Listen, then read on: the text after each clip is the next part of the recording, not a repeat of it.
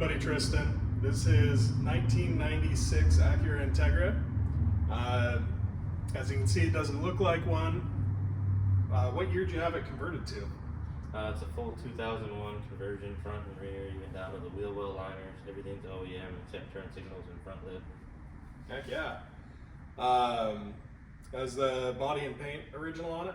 No, body and paint's been redone. Antennas deleted, all the body damage is taken out. The only original paint is the roof and the hatch, I think.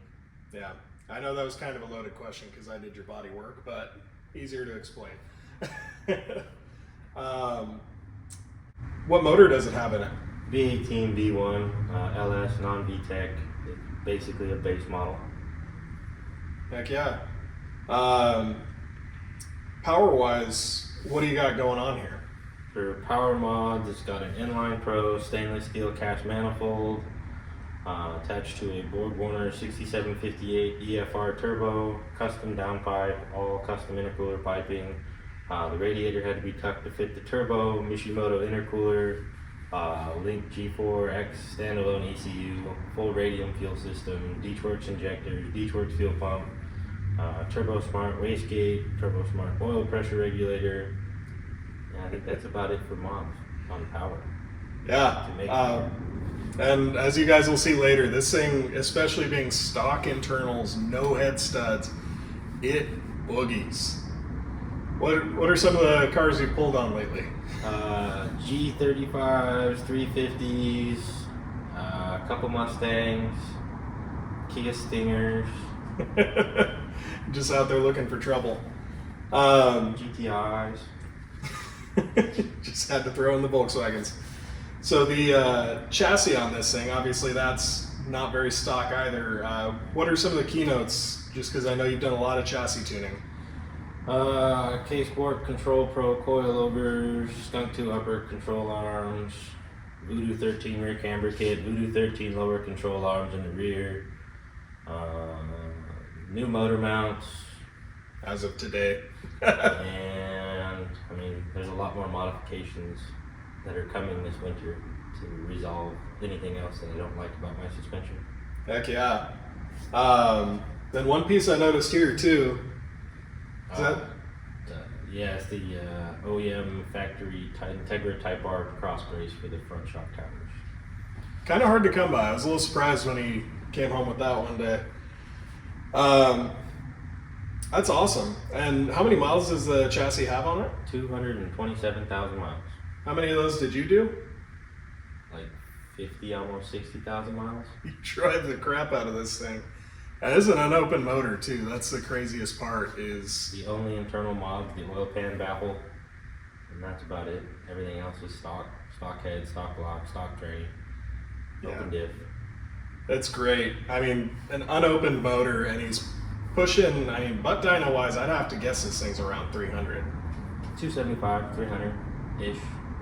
Yeah, that's without real dyno numbers. It's hard to tell. Power to weight ratio is a big player. That's awesome. Yeah, no, I love the way this thing handles. That's why I really wanted to do a bit of a feature on it. So the catch can you got there, I see that one's a pretty unique setup compared to what a lot of guys are running. What do you got going on there? It's custom hand built in by me. Catch can. It's got the block ventilation modification in the back, 2JZ PCV valve deleted on my valve cover, and it's full -10 lines to a custom built catch can where my ABS used to live. That's awesome. So it has no more ABS. This guy likes his OEM parts too. He's still got a Honda battery in it. Brand new Honda battery. Brand new Honda battery. Oh, that's right. I forgot you put that in. Yeah, I mean, everything that's not upgraded on this car is OEM. It's impressive. So yeah, we'll do a quick walk around and then let's hit the road in this thing. Let's go mess with some people.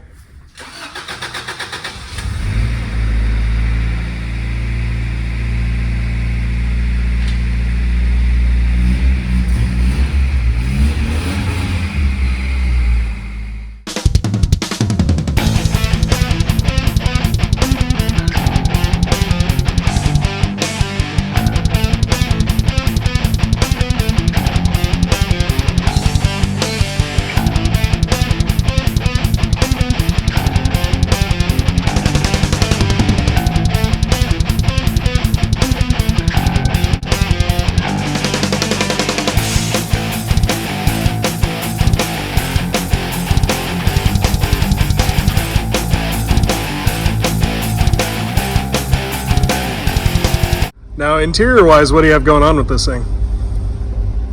Brom Elite seats, K-Tune Series 2 adjustable shifter with polyurethane mounts, Integra Type R back seats out of a JDM car. Everything interior wise has been converted to a 2001 vents, climate control, floor mats. That's about it inside. Heck yeah. Yeah, I noticed your newest addition on the interior, those Integra Type R back seats. Those were not your favorite purchase to have to make, but well worth it, right? Yeah. Cleans up the look. aesthetic. Yeah, it's awesome. And he's watching you, Ford boys. Honda with a laptop coming to get you. Then pretty simple on the stereo as well. I mean, just singled in and subwoofer, yeah? Yep. Full Polk audio sound system, stock steering wheel for now. That should hopefully come out of Japan here in a couple weeks. And then that'll be different. And then eventually harnesses, harness bar, fix the center console color, door card color, and then be done inside. Heck yeah.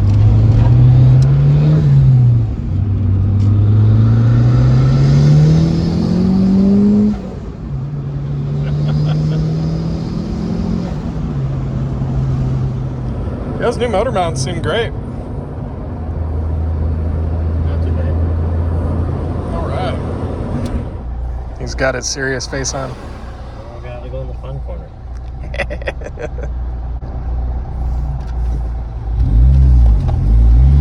All right.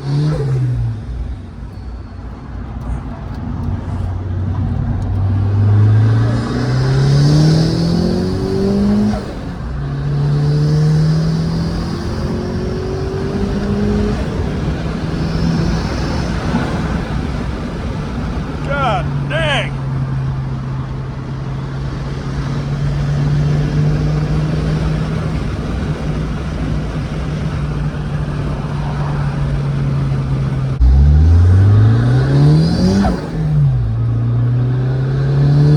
Look on your left.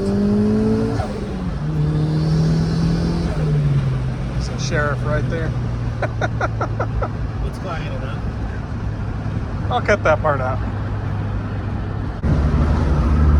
All right, we got one of our favorite corners here.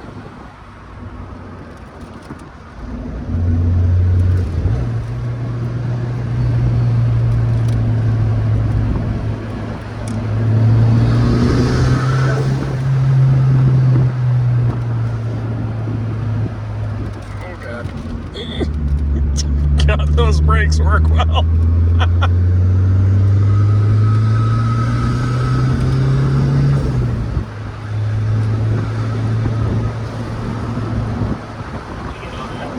Oh yeah. Oh, yeah. Your brakes are a little more aggressive these days, eh? You don't say. Now, when you first went out and tested that big brake kit, tell me how that went. Found out it worked really quick. We had no idea if the calipers were good or anything like that because they were used off of eBay. So we threw them on, and naturally I went and did 120 pulls, and they worked. Yeah. Yeah, I heard you had a little bit of a surprise hop out in front of you. Yeah. Yeah. We went from 120 to 50 in probably less than 100 feet. What color were those rotors when you got back? Rainbow. Yeah, I think that was the seal of approval on the Boxster brakes. They work okay. And everybody looks at them. That's true. I think you need to keep the Porsche logo on them. Oh, I'm going to. Even after they're powder coated. So I'm picking a Porsche OEM color. Heck yeah. Look at how much of a street car this thing is. Charge temps get up a little bit, but coolant temps are great. Nothing's crazy. Just a nice, drivable street car. Oh, favorite corner number 2. And you're wide open. Oh, brace for the brakes. Oh, God.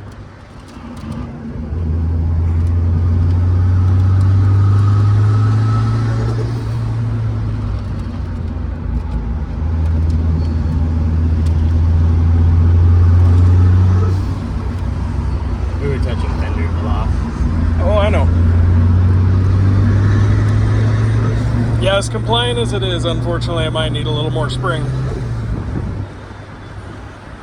Now that you actually have enough power to come in with more momentum. Well, that and the roll center correction will help, because it'll actually align my suspension arm in the way that they're telling you. That's fair. 100 miles on 5 gallons. That's not that bad. Compared to what this car used to be, I'm sure it's guzzling, but I used to get about 400 miles a tank. now not so much. Now I get like maybe 2. Yeah, but you only drive it when you're trying to start shit. I don't go out to bully people. Not at all. Never. Never. I mean, I've only had 2 kids telling me they give up with the car seat. Now, the reason, Jesus. Now, the reason this is such a rowdy car for the amount of power it has is that Borg-Warner EFR turbo. So that thing is sized and spec'd perfectly for this car. And that cast iron exhaust manifold setup. Cast stainless exhaust manifold set up the way it is. Watch out for the cardboard. It makes that turbo just instantaneous. Like full, we're cruising what, 40 in 4th gear, hit full. Okay, bad example. That was just nowhere near power band. So we're cruising along, 3,500 RPM, 40 miles an hour. Hit it.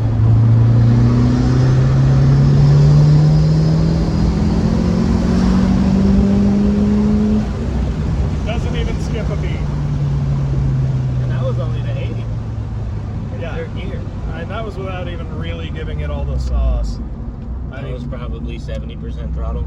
Yeah, that could be way harder. And compared to what my WRX had, this thing is just so much more instant. The WRX, you hit the throttle, you wait it a little bit, it'll get back to you eventually. This thing is just like, I mean, if it weren't for the spool, you wouldn't say it's turbo. It's so smooth, so instant. It's going to be a super responsive autocross car once you get it out there. I'm stoked to see that thing on a track. That's the goal this next summer. Yeah, especially now that it's kind of street proven. I mean, you've put a lot of miles on it with this setup. About 2,000. Yeah, about 2,000 miles with this setup. You've got your shifting issues worked out. You're getting some of the weak points on the chassis worked out because you're making enough power to show them. And I think this thing's going to be a contender, man. I'm excited for the future. Between the suspension upgrades and the rack conversion that's going to get done, I should have faster, tighter steering. Yeah. And require a lot less to get a lot more out of my input. Yeah, that'll be great. Anyway, we're starting to roll back up to the house, so I think that's probably going to be it for this video. And I hope you guys liked what you saw. Let us know your thoughts on the Integra if you want more content with it. And we'll see you next time. Peace.